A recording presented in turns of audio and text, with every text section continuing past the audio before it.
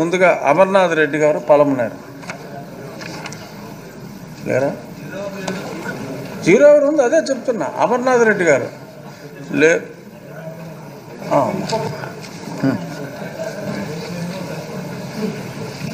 Agriculture రైతులకు సంబంధించిన విషయం అధ్యక్ష, 2014-19 మధ్యలో ఆనాటి ప్రభుత్వంలో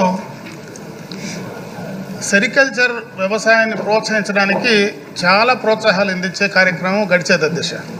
ప్రధానంగా పురుగులు పెంచడానికి షెడ్లు కానీ, కలుపు తీయడానికి యంత్రాలు కానీ, మరి అన్ని రకాలుగా కూడా ఏవైతే మొక్కలు నాటుకోవడానికి కానీ అన్ని రకాలుగా కూడా సబ్సిడీ ఇచ్చేది అధ్యక్ష. పురుగులు గూళ్ళు చేసుకునే సమయంలో చంద్రింకలు కానీ, వ్యాధులు రాకుండా నివారించడానికి మందులు కానీ ఉచితంగా ఇచ్చేది అధ్యక్ష.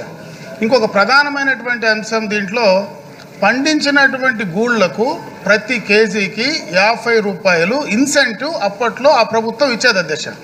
అయితే 2019-24లో జరిగినటువంటి ప్రభుత్వంలో ₹1 కూడా ఇన్సెంటివ్ ఇవ్వడం కానీ ఆ సబ్సిడీస్ కొనసాగించడం కానీ జరిగినటువంటి సందర్భం లేదు అధ్యక్ష. కూటమి ప్రభుత్వం వచ్చిన తర్వాత దాదాపు 10 నెలలు అవుతా ఉంది, ఇంకా కూడా ఈ కార్యక్రమాలు ఇన్సెంటివ్ ఇప్పటిదాకా కూడా రిలీజ్ చేయలేదు అధ్యక్ష.